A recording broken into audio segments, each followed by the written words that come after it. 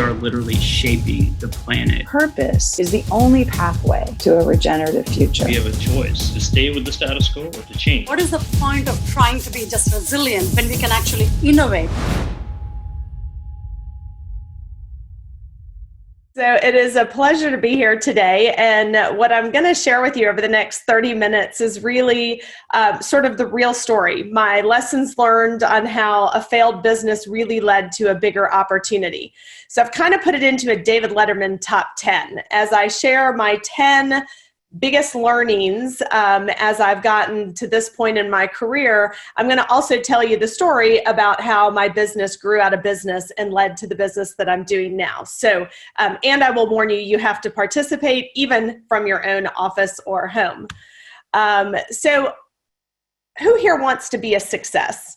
When I started as an entrepreneur, I think my focus was always on being successful. And as I went through a number of different enterprises, as was just lifted, I'm certainly a serial entrepreneur. I think it just means I have unmedicated ADD. But as I went through these experiences, I started to question if that was really the appropriate goal. So if you said to yourself when I asked that question, yes, I want to be a success, what does that mean to you? Because success obviously means something different for lots of people. For many of us, it's a status symbol. It's a position within an organization or a position within your community. You could measure success based on happiness or some sort of wealth accumulation, or perhaps, honors and awards are sort of a symbol of your success. But as an engineer, I looked up the definition in the dictionary of success. And if you look at the definition, it's the favorable or prosperous termination of an attempt or an endeavor. The part I didn't like about that was the word termination, because at the end of the day, success is finite. And what I started to realize is that success, in fact, is the wrong goal. And as an entrepreneur or a business owner, if you're focused on success, you're actually not thinking big enough, and it limits your opportunity. So I changed my perspective to focus on significance, because while success is finite, meaning you won the job, you got the award, you got the deal, you won the race, and I was a track athlete in college, so I was always focused on winning the race. Significance is infinite, because that means you did something that impacted somebody else, it never ends. And when you apply that to your business, it means you're focused on impact. So I went back, I was asked to speak at my high school a couple of years ago, and I went back and pulled out my old yearbook, which I am not sharing with you today because I graduated in 1988 and it was big hair years. But what I realized is that in that yearbook, I was voted most likely to succeed, and it is the dumbest picture I've ever taken in my life, because myself and David Bell, who was also voted most likely to succeed, are dressed in our finery and we're leaning on a Porsche.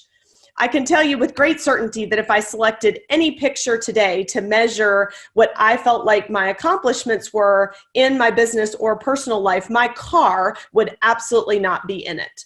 I would probably select something like when I launched my company Nourish, and we got all of our clients together and did a huge support for the victims of a hurricane, and were able to send 5,000 bottles of water to people in need. That is significance, that is impact. So my first takeaway, I told you there's 10, is that if you want to drive a sustainable business, you have to focus on significance over success.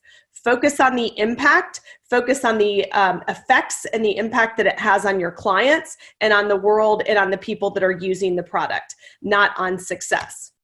Number 2, focusing on what you know versus what you notice.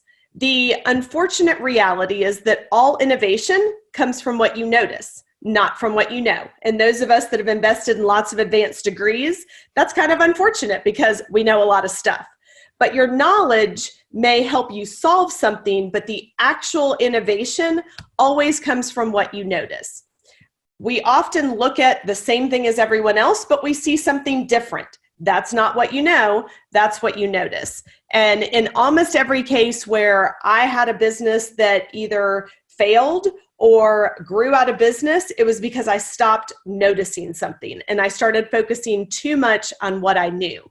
So I'm going to give you an example, and I want you at your desk in your home to do this out loud. You have to say this. Your family will think you're nuts. But on the next slide, I'm going to give you a series of words. In this case, it's yellow and blue.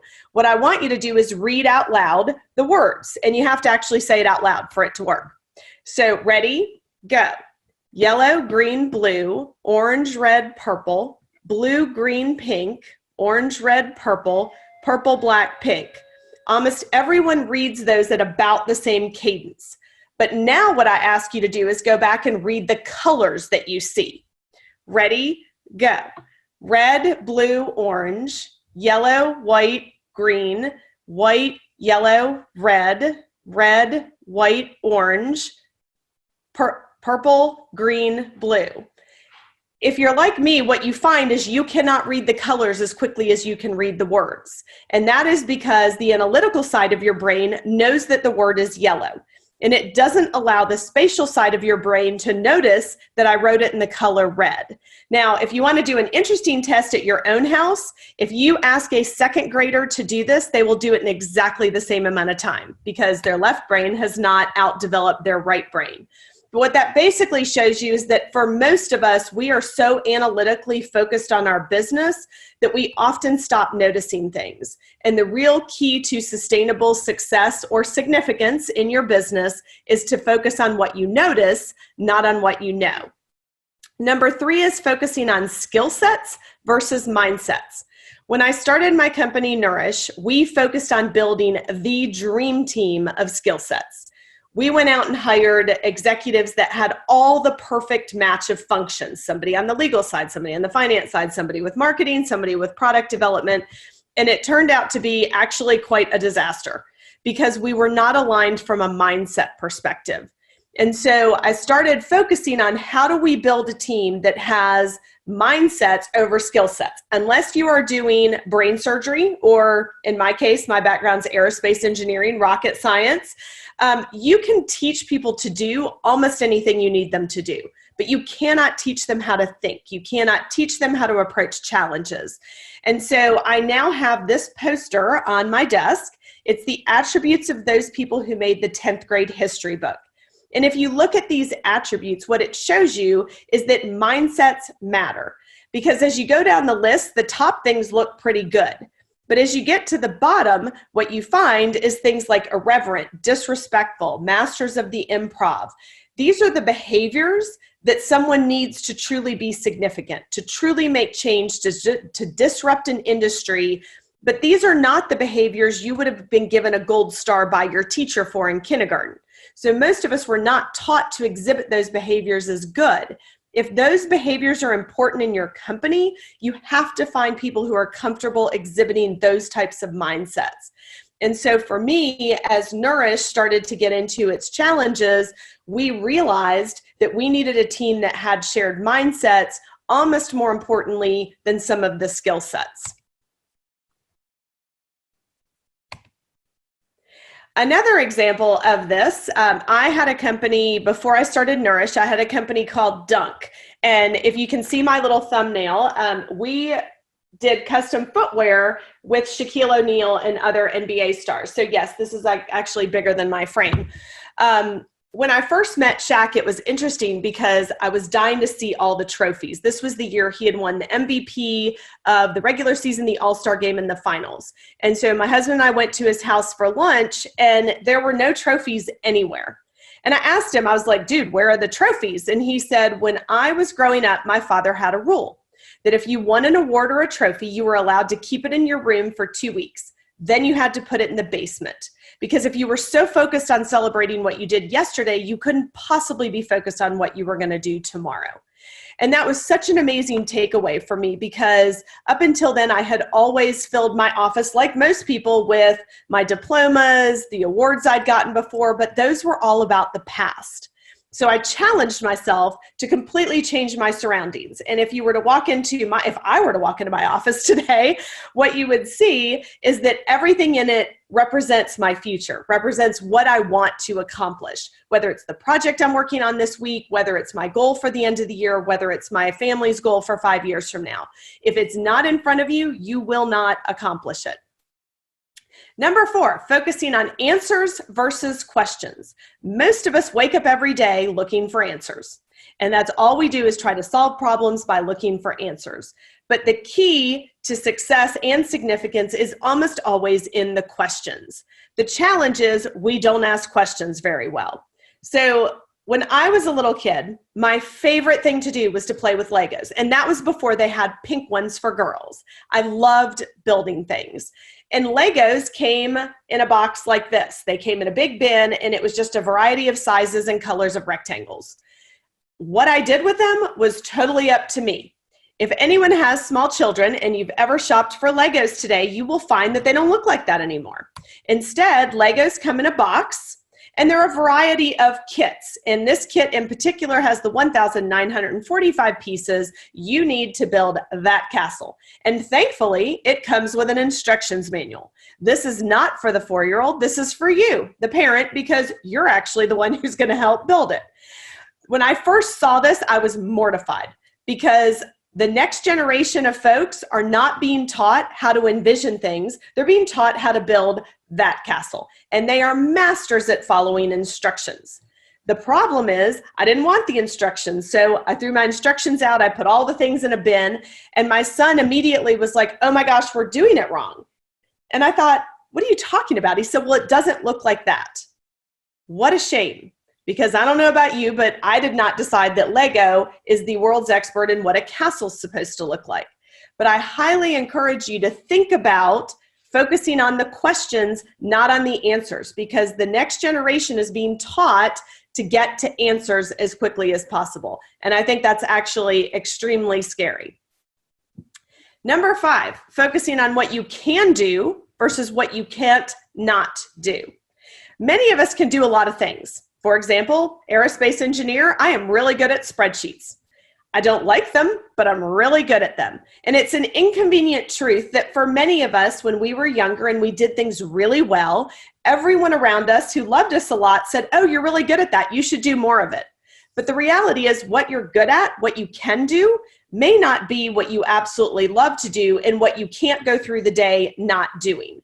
So I always give people an exercise. If you're a to-do list person, I am a huge to-do list person. And I hope that on Friday, my list from Monday is a little bit smaller. The interesting thing, if I do something in a day and it wasn't on my list, I will write it on there just for the sheer pleasure of scratching through it. If you look at your to-do list every Friday for about 4 or 5 weeks, you will always see the same things. Those are the things you don't like to do. You may be good at them, but you don't like them. And whenever you find an hour in your day, you will push them off until Friday and maybe never get to them. They probably roll week after week. Those are the things that you should find someone else in your company to do. Hire a person who loves to do those things, because those are the things that while you're good at, you may not be actually putting the time and attention to that you need. That was true for me with Nourish, with my company. As we were growing, the things that I just didn't really have the personality for, I always pushed off to the end. And those were the things that became critical as the business sort of hit its pivot point. I will also tell you that when I was an engineer at Georgia Tech, I had a professor one time that told me I had an engineering mind and a liberal arts personality. Now, at the time, I thought I needed medication because that sounded schizophrenic. But in retrospect, he saw what I saw, which was those were the things that I did not like to do. My personality didn't match it. Number 6, and I think this is honestly one of the most important for a successful business and a significant business, focusing on the what versus the so what. Most of us as entrepreneurs, we develop a what. It's a good, it's a service, it's what we do. And over time, our ego is in the what. We are passionate about what we do. And people used to say all the time, you have to be passionate about what you do. I totally disagree. You do not need to be passionate about what you do. You have to be passionate about the so what that you do. And the reason for that is the so what is the impact. So if you focus on the what and people give you suggestions for how you can improve your business, you won't listen. You will immediately defend. But if you focus on the so what, if your passion is in the impact, then people can give you suggestions and you will improve every single day. So make sure that your focus is not on what you do. Don't be passionate about what you do. Be passionate about the so what you do and the impact. And I see this in almost everybody. When someone comes to NOWaccount and brings their resume, the first thing I look at is it a list of what's or a list of so what's? Most people's resumes are a list of what's. I was president of this. I was chief marketing officer here. I was the head of operations here. Congratulations, your butt kept a chair warm for that period of time. But what impact did you have? What change did you cause? What improvement did you drive? I have completely shifted the way that I look at hiring team members around their so what's, around their impact. Because if you did one thing and you had awesome impact, that is much more valuable to me than if you did 10 things and you just kept a chair warm for that period of time.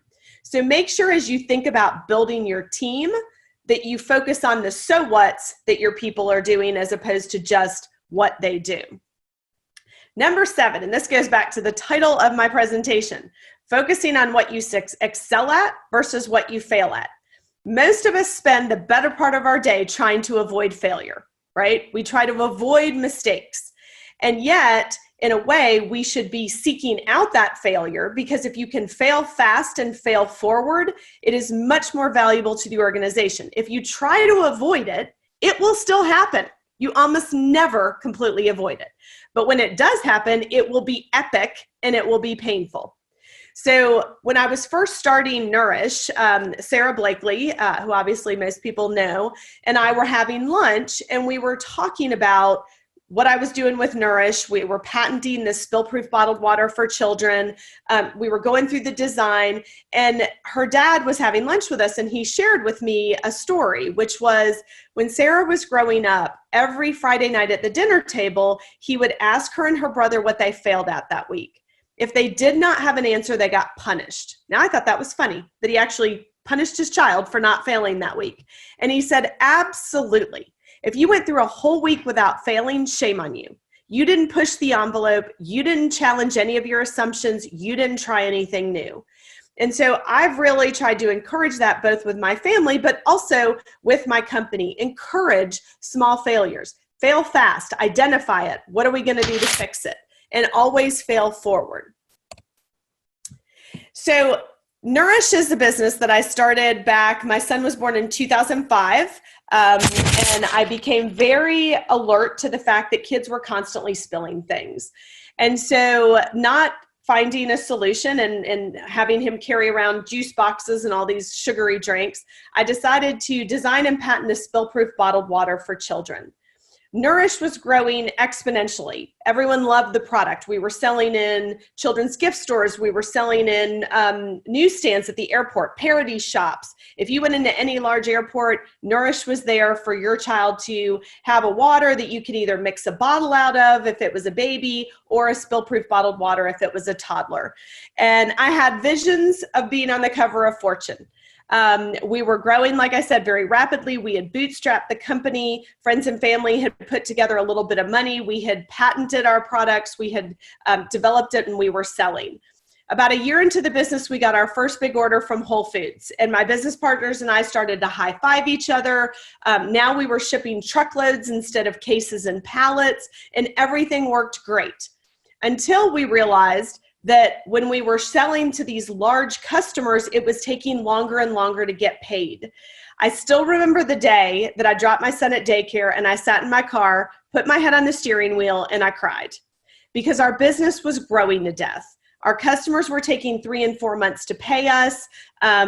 Even though they loved the product, there was no way I could take on larger and larger orders. I was having to pass on orders, and nobody starts a business to turn down orders.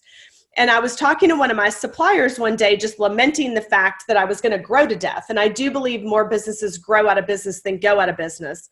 And he said, Laura, you just have a working capital issue. Everybody has that. Now, you don't tell an aerospace engineer that everyone has a problem, because that's for sure what I had to focus on. And so I started looking at everything that was out there. Now, mind you, I don't even like finance. I was an operations, marketing, engineer type person. My finance professor at Harvard would fall out of his chair if he knew that I was in finance right now. But I had a problem and I couldn't solve it. And my problem was that my customers were taking a long time to pay. I went down to the banks to look at getting a loan. There were asset-based loans. There were loans with personal guarantees. There were small business loans. But at the end of the day, I didn't want the debt on my balance sheet because I knew I was going to need that debt capacity for other things. I looked at factoring. I looked at receivables finance. I looked at everything that was out there, and all of it put a liability on my balance sheet. In a way, it exacerbated the problem because at the end of the day, I was the free loan to all of my customers. I was the free bank. So why would lending me money solve anything? It would just make the problem bigger. I mean, I would have cash, I would feel better, but I still would be waiting to get paid. And so I was sitting at lunch one day and my aha was, this restaurant never waits to get paid. Because if you think about it, people who sell to consumers, 98% of that credit that's extended to the consumer is done through the credit card system. So when you swipe your card at Starbucks, Starbucks gets paid immediately. They didn't borrow money. They didn't factor. They get their actual revenue immediately. And for that service, they pay a merchant fee. When and if you pay your Visa bill, not their problem. But on the B2B side, credit cards are used less than 2% of the time. So most businesses would gladly take a card for payment if it meant they could get their actual revenue immediately and invest in their own business. But their customers don't want to pay with a credit card because, quite frankly, if they pay you with a card, they now owe the bank. And if they don't pay that on its due date, they will be assessed interest and penalties. But if they don't pay your net 30 invoice on the 30th day, nothing happens. So congratulations. If you send an invoice, you've made a loan, you're a free bank. And if you're like me, you suck at it. And so my big aha was, we're going to create a payment system that allows any business that sells to other businesses or governments the ability to just get paid immediately in a way that feels like taking a credit card. No factoring, no loan, no debt on your balance sheet. NOWaccount would never have happened if Nourish hadn't been failing. We were growing to death. We had this problem. So while I didn't come from the finance industry, I'd never worked for a bank, I'd never been on the lending side, most innovation comes from the demand side of a problem. And I was on the demand side of the problem. So as you're building your business, look for those opportunities. Your biggest pain point, your failure, could be the biggest opportunity you have. And what I realized is everyone kept telling me cash is king, that just go get a loan, go try factoring, cash is king. What I realized is, well, actually flow is queen. And if you've ever played chess, you can't win without the queen. So just going out and borrowing cash doesn't solve anything. What I needed was for my cash to flow. I needed like liquid Drano for my cash flow. And that's what NOWaccount became. So number 8 would be think big, but act small.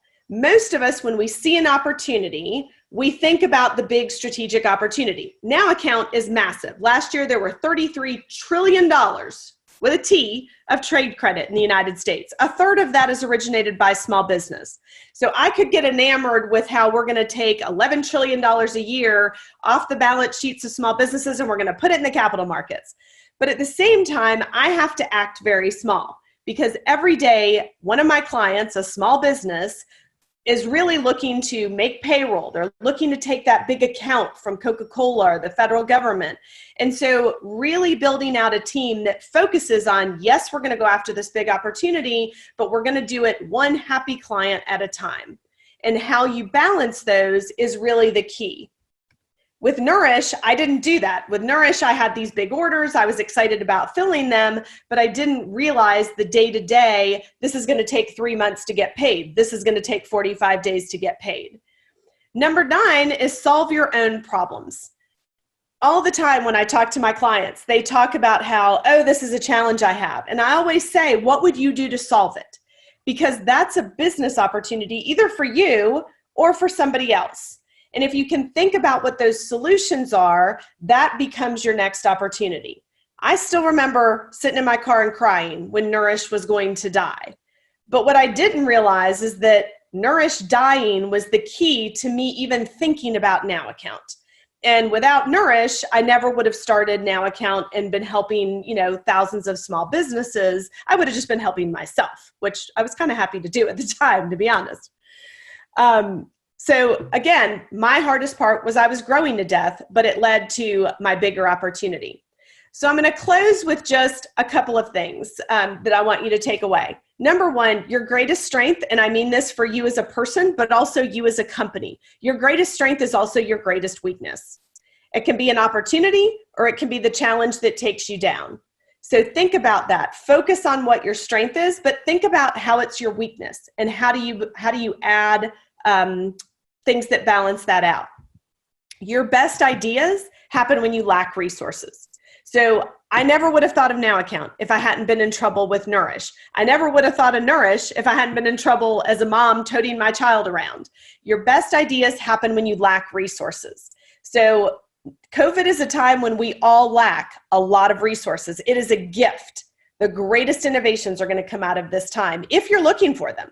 If you're sitting around just lamenting the problems, then you'll never find them. The power of the mirror is exponentially more powerful the closer it is to you. When I was in business school at Harvard, I had the opportunity to work with a woman named Laura Liswood, who wrote the book called Women World Leaders. And I hosted the 18 women heads of state for 3 days. What was amazing was a woman named Vigdis Finnbogadr, who was the president of Iceland for almost 20 years, longest sitting female head of state. And she made the comment that in her country, little boys would ask, can a boy be president? I thought that was funny because all you have to do is turn on the television and see the leader of the free world is a male. And she said, but the president of the United States isn't real to a little boy in Iceland. So while you're out there building your big opportunity, remember that the people you're having the most impact on are sitting next to you. It's your coworker. It's the person that works for you. It's the person you work for. And it's your clients and your investors. And finally, what you're good at may not be what you love. And that's okay. That's why you build great teams. It took me a while to realize that I didn't love some of the things I was great at. But when I finally did, and I brought in people to do that, NOWaccount started to really take off. So hopefully you learned that sooner than I did. At the end of the day, I think the key is to be real. Most of us are told that we can fake it till we make it. When I first started building Nourish, people would tell me my presentations didn't look enough like Coca-Cola. Now, seriously, you think I can pretend to be Coca-Cola? People are going to see through that pretty darn quickly. So as soon as I went back to admitting what I didn't do, admitting what I didn't have yet, just being real and authentic, the business started to take off. Of course, that led to my next problem. But at the end of the day, the culture of any organization is shaped by the worst behavior the leader is willing to tolerate. 90% of the time, that bad behavior is exhibited by the leader themselves. So if you're willing to tolerate your own bad behavior, if you're willing to tolerate bad behavior from some of your teammates, then that sets the tone for the whole company. So that is those are my 10 lessons learned from the failure of Nourish that led to NOWaccount.